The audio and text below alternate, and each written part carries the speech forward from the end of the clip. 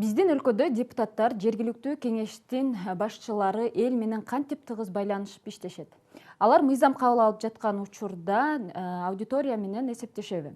Деги эле жарандык көзөмөлдүн механизми кантип иштейт?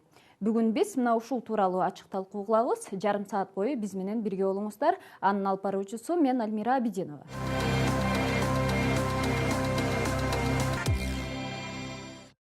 Анда эмесе азыр биз атайын кыска видео даярдадык эле. Ал жерде жергиликтүү бийликтер коомчулук менен кантип иштеши керек, мына ошол тууралуу саясаттануучу Назгүл Жолдошова айтып берсин, анан ачык талкууну баштайлы.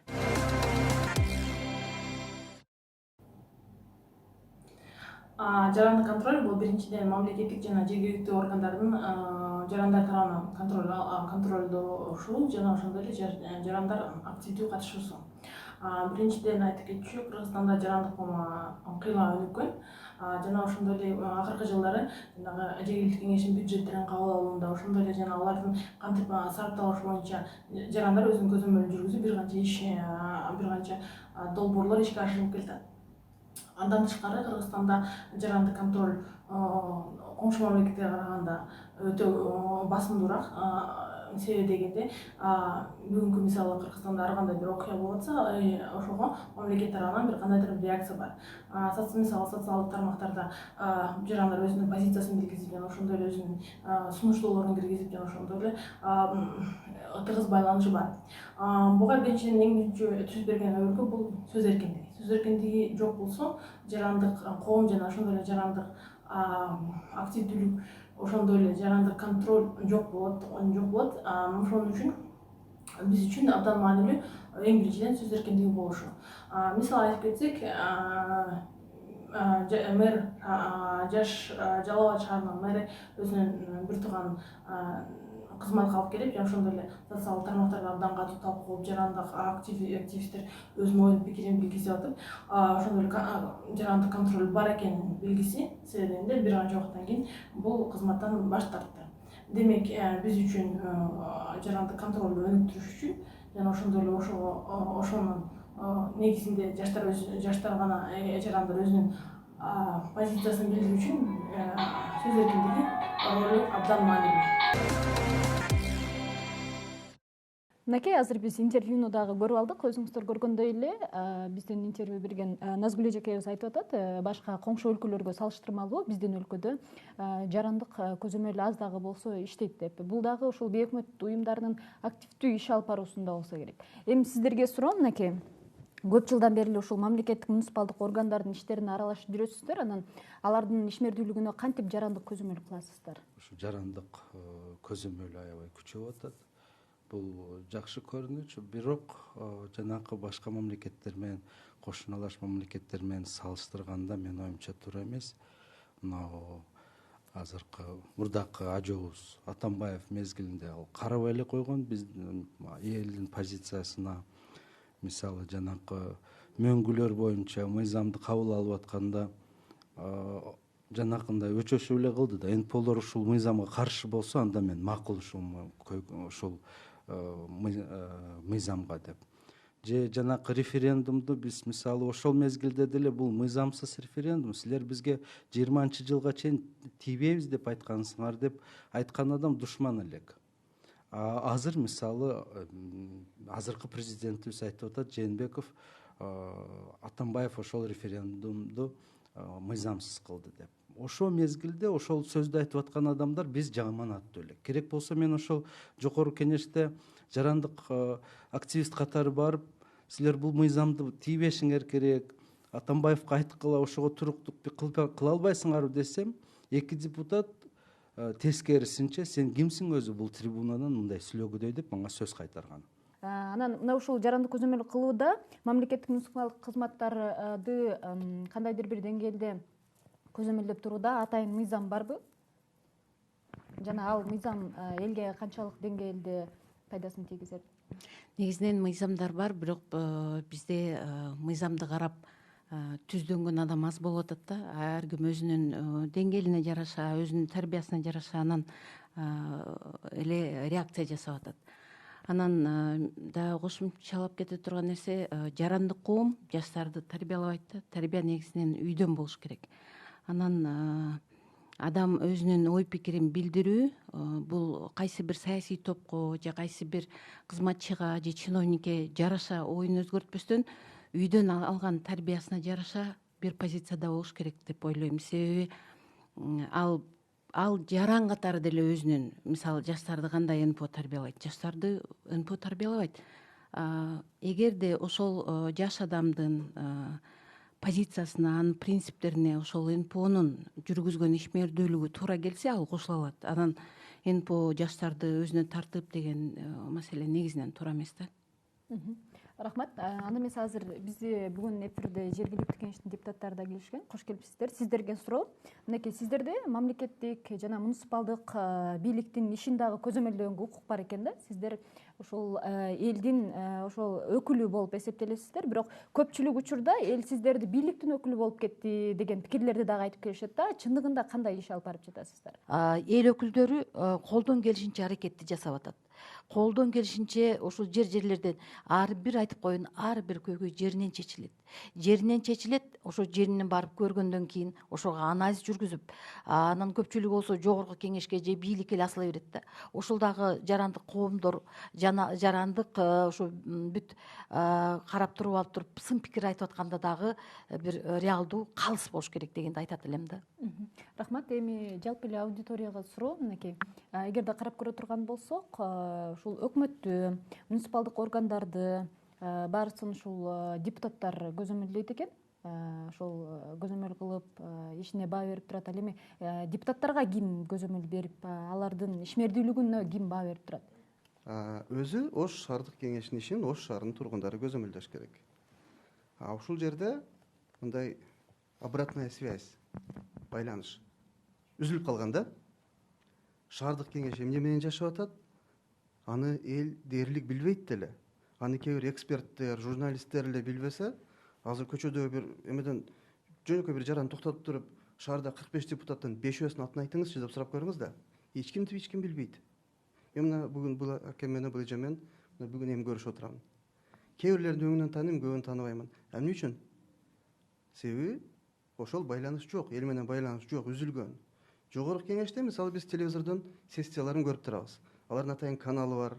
Аларды биз жанагы соцсеттерден, Фейсбуктан көрүп турабыз. Ал эми шаардык кеңеште биз көрбөйбүз. Биз көрүшүбүз керек. Сөзүм курук болбош үчүн мындай түшүндүрүп берейин. Кээ бир өлкөлөрдө жогорку кеңештин, жергиликтүү кеңештин сессияларын ошол багыттагы окуган студенттердин катышуусу менен өтөт экен да.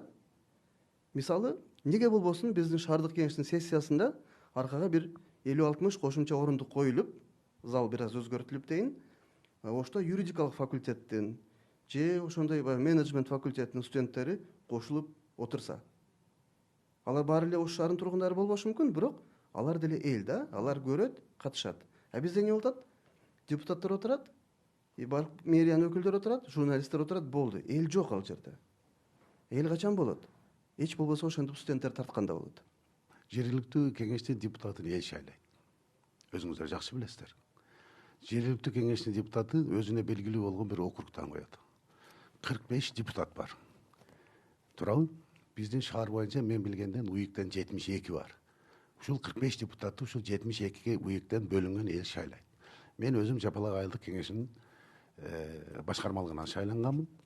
Мен өзүм депутат шайлоочулар менен тез учурашып турам. Бул актануу эмес.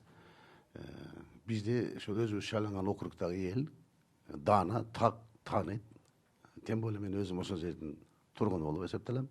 Көр кеңеште 2 айда, 3 айда чогулган иштерге жараша сессия болот. 2 айда, 3 айда.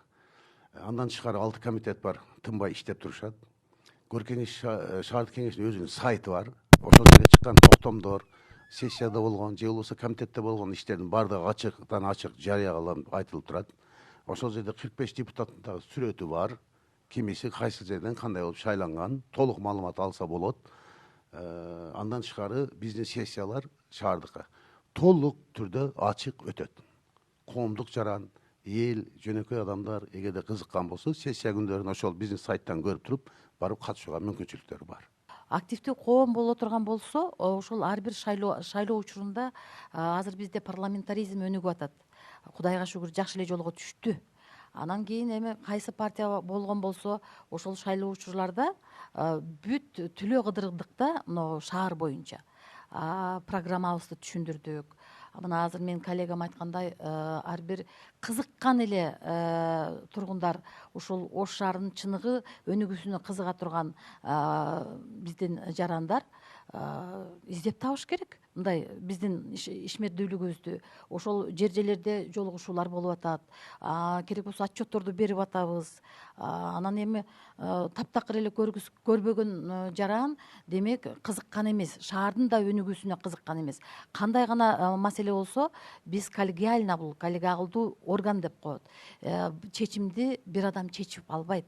Коомчулукка жетиш үчүн айтып коеюн, бул коллегиальный орган болгондон кийин келишип жанагындай коомго алып чыгып атып туруп анан кийин алып чыгат да чечилет.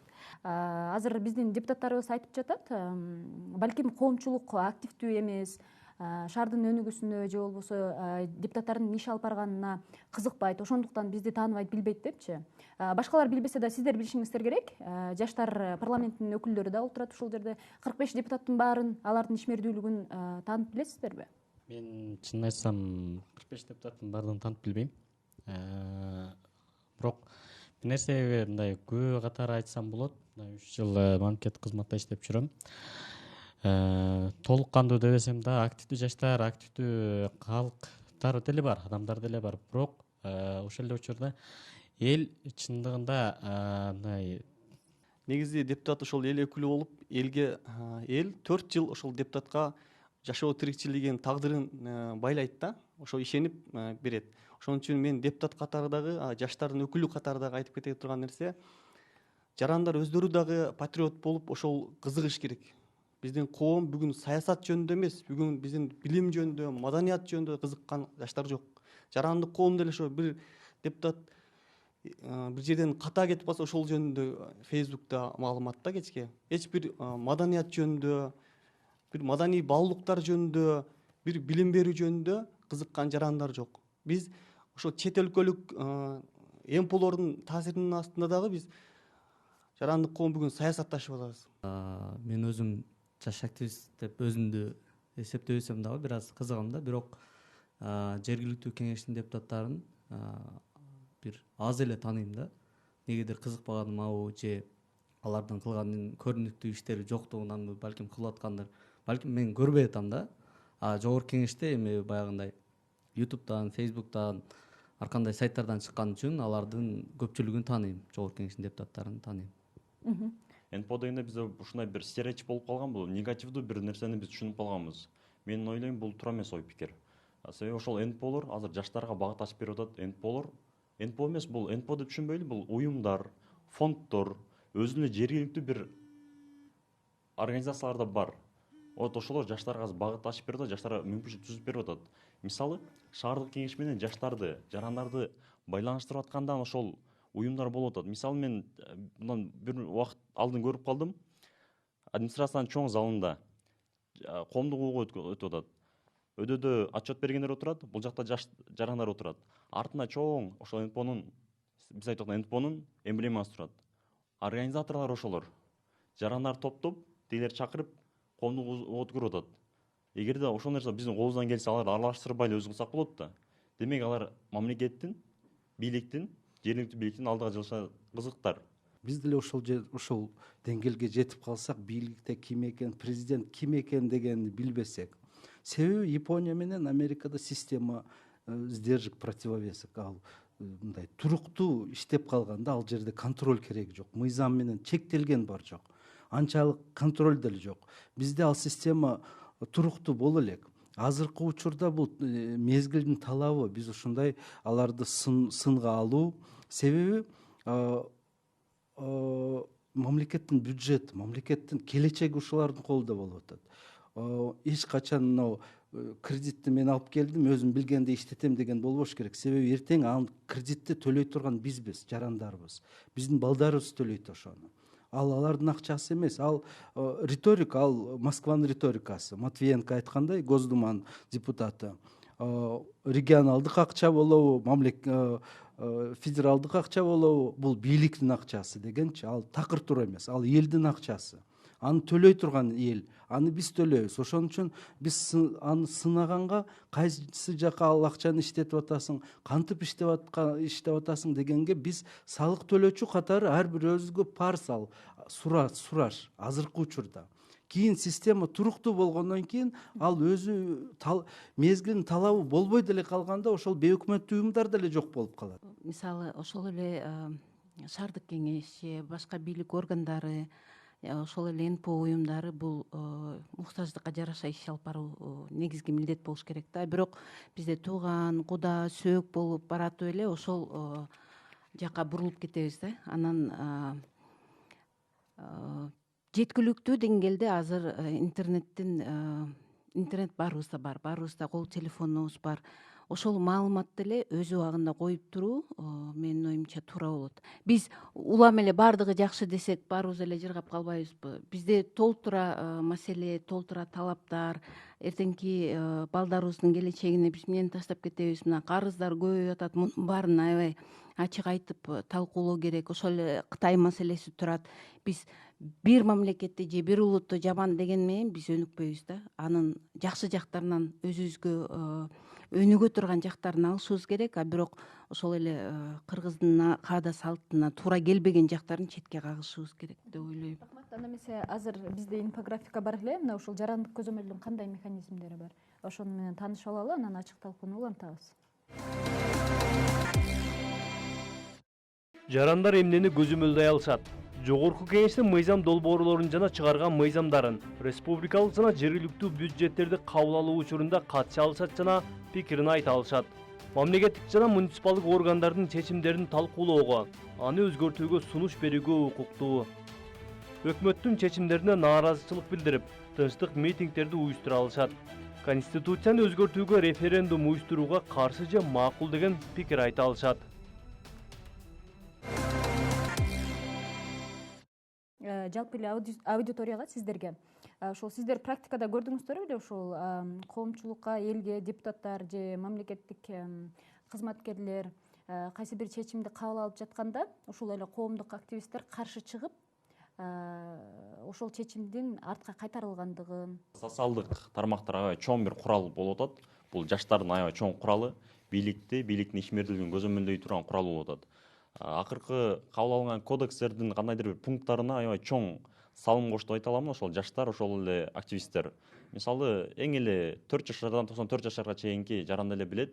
Бул түкүрүк боюнча маселе болуп атты, жанагы айып пулдар боюнча маселе болуп атты. Ал нерсени менин оюмча, мен жеке оюм албетте, бул нерсени социалдык тармактар аркылуу, СМИлер аркылуу ошол эле активисттер кандайдыр бир таасир этти деп ойлойм. Бул бир мисал. Мен айтайын, мисалы канча жыл экенин эсте жок, бирок баягы жогорку кеңеште кресло алмаштырабыз дегенде бул аябай чоң Фейсбукта, социалдык тармакта аябай талкуу болуп, баягындай карикатуралар менен элдер маскаралаганда бул артына кайтты да ошол чечимчи. Ошол сыяктуу болот. Активисттер аябай жакшы кампанияны жүргүздү. Бул уран иштетилген жерде адамдын ден соолугуна болгон таасири канчалык күчтүү, канчалык начар, канча кылымдар бою таасир этет деген нерсе боюнча аябай жеткиликтүү маалымат болду. Ошол жакшы болду. Менин оюмча биздин жаштарыбыз бул боюнча билбегени себеби уран ошко тиешеси жок. Мүмкүн биз ал менен күнүмдүк жашоодо кезикпейбиз, ошондуктан болуш керек. Жанагы окуучулардын жол акысын 5 сомго көтөрүү боюнча мына ушул чечимди сиздер кантип кабыл алдыңыздар? Эл менен кантип жолугушуп, мындай механизми тууралуу айтып берсеңиз. Ооба, мен жана эле баса белгилеп кеттим, коомчулук алып чыкты. Бул жарандык ошо көзөмөл дагы абдан жакшы иштеп берди. Гүлгак айым деле өзүңөр мына жерге келип деле 3 сом болсун деди. Эми мындай да баары эле балдарыбыз келечек балдар болгондуктан келечек балдарга шарт түзүү максатында анан ошол жана шоферлор запчастыбызга деп атты, тияка бияка деп атты. Эми ушундай шарттар менен да бул убакытта мына сиз жооп берип койсоңуз болот, бюджет боюнча да ошол чечим кабыл алынган. Бул 9 айдын тегерегинде каралды бул маселе, бир күндө эле болгон жок. Бул жерде ошол 1200дөн ашууныраак маршрут айдоочу жеке ишкерлердин талаптары болду. Алардын талаптарын уккандан кийин биз Бош шаардык мэриясына өзүбүздүн токтомубузду жөнөттүк. Ушу жарандык бирикмелер менен эл менен учурашууларды өткөзүп, протоколдук негизде алардын каалоо тилегин бизге алып келиңиздер деп. Булардын баары аткарылды. Биринчи аткарылгандагысында депутаттар көрүп канааттанган жок. Аны биз кайтардык. Бул 3 жолу кайтарылды. 3 жолу кайтарылып, үчүнчүсүндө ошол 6 аймактык башкармалык менен бардыгы менен жолугушуулар өткөзүлүп, ошо активист жарандардын токтомдору, протоколдору келип, ошонун негизинде гана бул иш көтөрүлдү. Президент болобу, жогорку кеңеш депутаты болобу, өзүнү кудай сезип калыштын мындай коркунучу бар да дайымачы. Же пайгамбар болуп сезип калат өзүнү. Мисалы, байыркы Римде мындай токчулук, анан барчылык мезгилинде Марк Аврелий башкарганда, ал аны кудай көрөт экен да адамдарчы, жарандар. Ал элге чыкканда ошол биздин депутаттарга окшогон адамдар ошол мезгилде алдында дайыма бирөөсү жүрүп, кулагына куюп турат экен. Сен кудай эмессиң, сен жөнөкөй адамсың депчи. Өзүн кудай сезип калбасын деп ушул адам. Бизде Кыргызда деле ошондой бир мисал бар, ал Шералынын чокой, бүгүнкү биздин ошо Шералынын чокойго жакын нерсебиз ошол жарандык көзөмөлүбүз. Жарандык көзөмөл бүгүн болбосо, булар өзүнү кудай сезип калат. Ошондуктан аларды азмаз түшүрүп, жайына келтирип, азыр мисалы жанакы Жалал Абадта болуп аткан өзүнүн агасыны бир жумушка орнотуп койду, Бакиевке окшоп, менин баламдан эс түссү жок, эмне кылайын дегенчи. Андай көзөмөл болбосо биз өнүгө албайбыз да. Жарандык көзөмөл бизге бүгүн абадай керек да. Муниципалдык ишканадагы көйгөй тилекке каршы жергиликтүү ишканаларда көйгөй улам көбөйө эле баратат. Кадрлардын кетиши, техникалык камсыздын аз болушу, троллейбус менен автобустардын иштен чыгышы жана башка маселени, мисалы, бул өтө чоң көйгөй да. Эртең уже мына 2-3 эле жылдан кийин биз аны төлөй баштайбыз. Кантип? Дагы эле карызга батып. Мына троллейбустар боюнча айтып өтүп кетейин. Шаардык муниципалдык транспорт өмүр бою азыркы күндө дагы, илгери дагы дотацияда турган. Биз берип аткан 10 сом пул шаардык муниципалдык айдоочуларды эч кандай камсыз кыла албайбыз. Жабдуу менен дагы, шоферлордун зарплатасын дагы, өздөрүнүн содержаниясын дагы. Бул дотацияда туруш керек. Биз кошумча акча буларга бөлүп берип турушубуз керек. Себеби окуучуларды, жарандарды комфорттуу ташуу үчүн. Бүгүнкү күндө Ош шаарынын бюджетинин ондой мүмкүнчүлүгү жок, урматтуулар. Ош шаарынын мына 1 миллиардтан ашык бюджетибиз бар. Тагыраак айтканда 1 миллиард 27 миллион сом. 1 миллиард 27 миллион сомдун 49% социалдык кароолорго кетет. Бул деген сөз 50%. Андан тышкаркысы 377 миллион тегерегинде билим берүүгө беребиз. Бул өзүңүздөр эсептеп турасыздар, 200 миллион тегерегинде акча калып атат. Өнүгүүдө бизде 200 миллион акча калат. Анын 180-90 миллиону курулушка берилсе, калганын жолдорду оңдоого беребиз. Бизде мына айтып аткан элдин талабы туура, мен каршы дебейм. Бизде ушул айтып аткан талаптардын баардыгын аткарууга ынтызарбыз. Аракет жасап атабыз. Баягы бирөө айтмакчы, көрпөңгө карап аягыңды узат дегендей, бул жагыбыз кыска болуп калгандыктан мүмкүнчүлүгүбүзгө жараша иштерди алып кетип атабыз. Бул бир.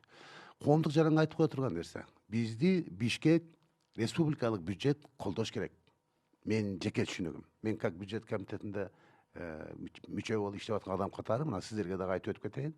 Жылына эч болбосо бир 250 миллион, 300 миллион тегерегинде биздин Ош шаарынын социалдык тармактарын камсыз кылып, ушу элдин айтылган талаптарын аткарып туруу үчүн Бишкек бизди колдоп туруш керек.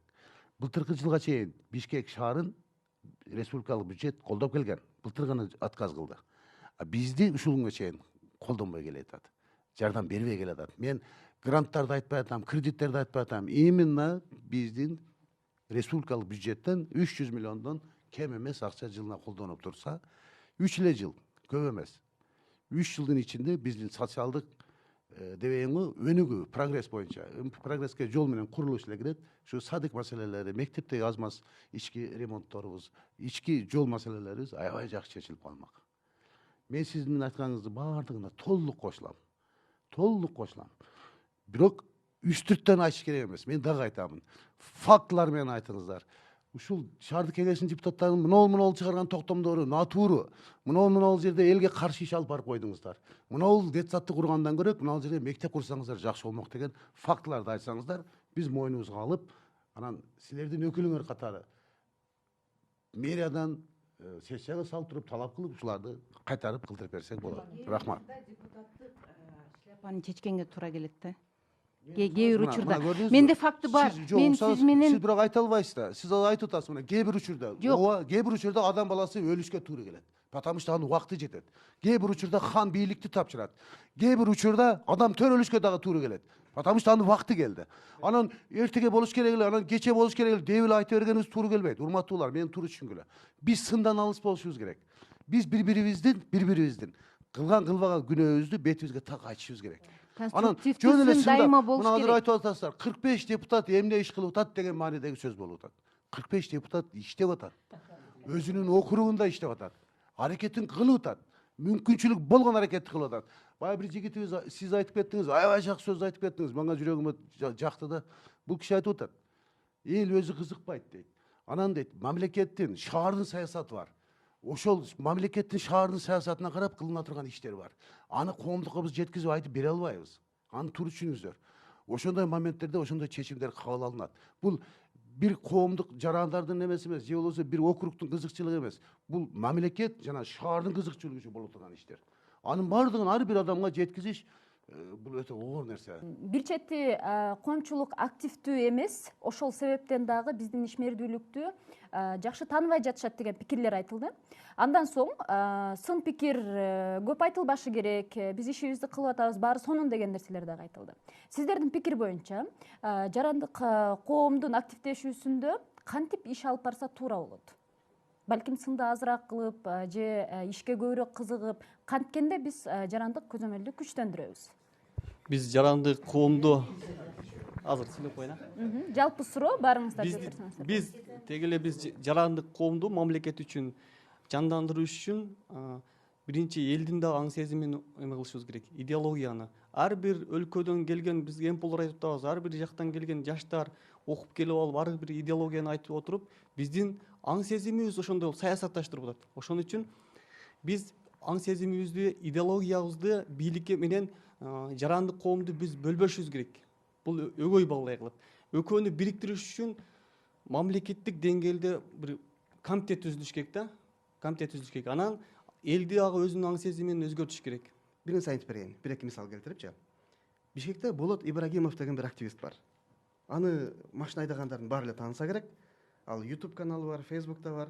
Анын болгон кылган иши ал ошол жол кыймылы үчүн аябай, жол кыймылы коопсуздугу үчүн аябай аракет кылып жүрөт да. Анын ичинде жанагы май кызматкерлеринин пара алуу жана башка мыйзам бузууларын дайыма көзөмөлдөп, ошолорду видео тартып, алардын баарын жанын кашайтып бүткөн киши да. Вот. Керек болсо ар бир жаран Болот Ибрагимов болуш керек да. Биздин Ошто 100 Болот Ибрагимов жаралыш керек.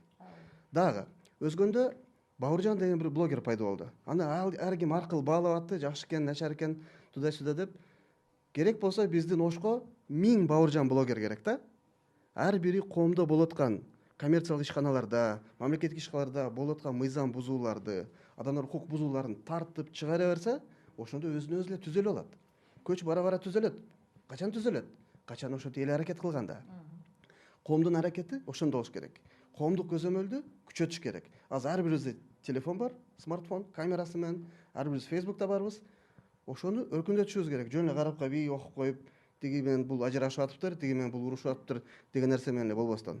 Эми бүгүнкү келген мына шаардык кеңештен келген депутаттарга байытан бери бир нерсеге көп токтолуп атасыздар да. Акчабыз жетишпейт деген нерсе көп айтылды да. Акча качан жетишет? Сиздер мындай да, биз шаардыктар депутаттарды шайладык, 45 депутаттар. Сиздер мэрди шайладыңыздар. Анын ишин көзөмөлдөгө сиздер түптүз милдеттүүсүздөр да. Мен жеке ишкер катары жана салык төлөөчү катары бир нерсени байкаймын да. Мен салык төлөймүн, мен тегерегимде бир канча адам салык төлөбөгөнүн көрөм. Мисалы, менин эсебимде бул чолок эсеп деп коеюн, шаар боюнча именно патент системасы боюнча төлөбөгөн 1000 неплательщик бар.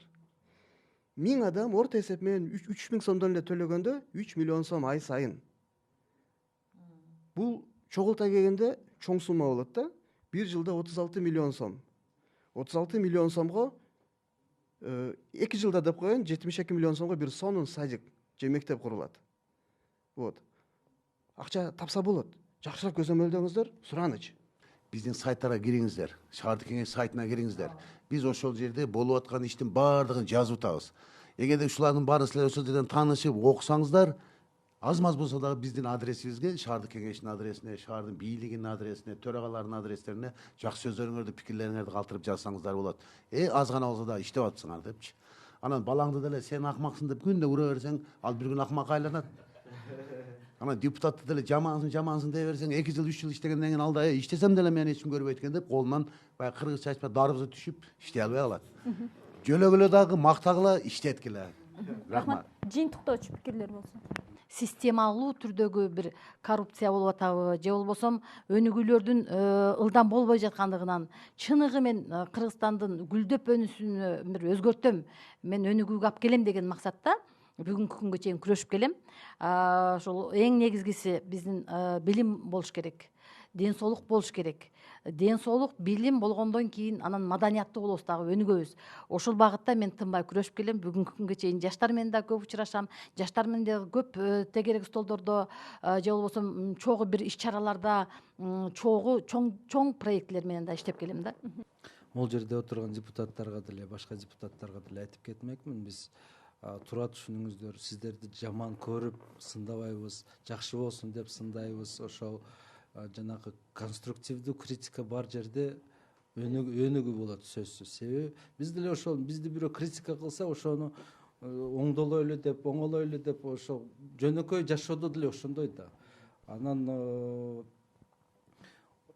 туура түшүнүңүздөр, жана критика бул ошол жаман көргөнүбүз үчүн жакшы эмес, жакшы болсун деп айтканыбыз. Себеби биз негизги сиздер айлык албайсыздар, жогорку кеңеш айлык алат. Биз алар үчүн негизги иш берүүчүбүз. Себеби биз сиздин салыгыбыздан айлардын айлыгы төлөнөт, алардын креслолору сатып алынат, алардын керек болсо жана консервацияга чейин биз төлөйбүз ошону.